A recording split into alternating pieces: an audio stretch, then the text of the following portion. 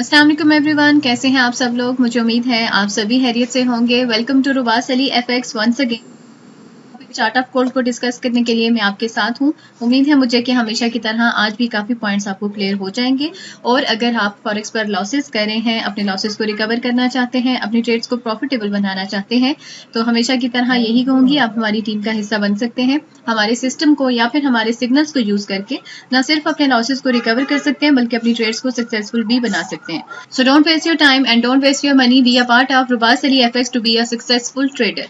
तो right now बढ़ते हैं अपने एनालिसिस की तरफ। सबसे पहले हम चेक कर लेते हैं कि हमारे पास आज न्यूज कौन सी है। और न्यूज आज हमारे पास यूएस की न्यूज है शाम 6:30 बजे के बाद, और अनएम्प्लॉयमेंट क्लेम है, तो इसका मतलब कि ये कोई ना कोई वॉलिटिलिटी मार्केट में पैदा कर सकता है।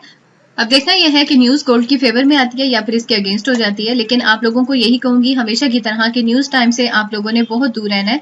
न्यूज टाइम से पहले पहले अपना जो भी प्रॉफिट है उसको सेव कर लें और न्यूज टाइम में ट्रेडिंग को अवॉइड करें। तो अब देख लेते हैं कि हमारे आज के पॉइंट्स कौन से हैं। तो राइट नाउ कंडीशन कुछ इस तरह से है कि मार्केट अभी है 2027 पर, और यहाँ पर दिखाई यही दे रहा है कि फिलहाल वेज में है और ओवरऑल बेरिश है, सेंटिमेंट्स इसके बेरिश हैं। लेकिन कल से हमने देखा मार्केट कुछ हद तक लिटिल बिट साइड वेज में ही दिखाई दे रही है। कोई खास बड़ी मूवमेंट अभी तक इसमें नहीं हुई, लेकिन हो सकता है कि न्यूज के बाद किसी एक तरफ मार्केट निकल जाए, या तो डाउन ट्रेंड निकल जाएगी, या फिर अगर न्यूज गोल्ड की फेवर में हुई तो ये अप ट्रेंड निकल जाएगी। अब ये चीजें तो न्यूज पर डिपेंड करती हैं, बट बिफोर मार्केट के सेंटिमेंट्स बेरिश हैं और कुछ हद तक मार्केट साइड वेज में है। अभी राइट नाउ कंडीशन ये है कि 2035 ये इसकी फर्स्ट रेजिस्टेंस है, और यहाँ से मार्केट रिवर्स बैक कर सकती है। लेकिन बहुत हद तक चांसेस ये भी हैं कि ये रेजिस्टेंस यहाँ ब्रेक हो सकती है।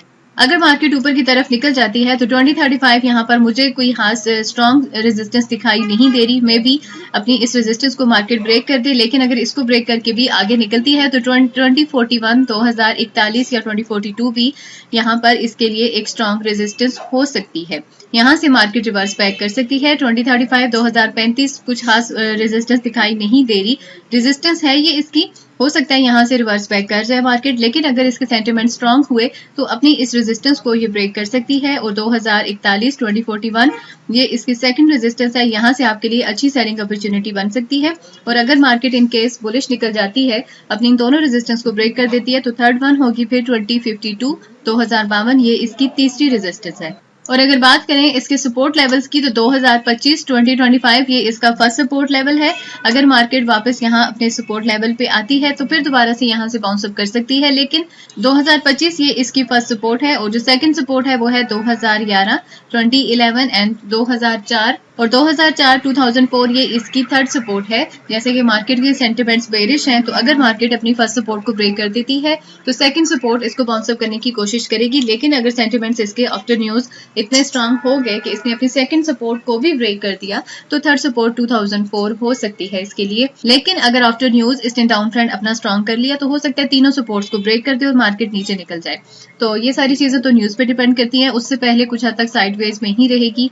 आपके पास बाइंग में भी सेलिंग में भी अच्छी अपॉर्चुनिटीज बनती रहेंगी। सिग्नल अभी कुछ ही देर में हम अपने पेड ग्रुप में शेयर कर देंगे। अगर आप लोग अभी तक हमारे पेड ग्रुप का हिस्सा नहीं बन सके हैं तो नंबर हमारा स्क्रीन पर मौजूद है, आप हमसे कांटेक्ट कर सकते हैं और अपनी ट्रेड्स को सक्सेसफुल बना सकते हैं।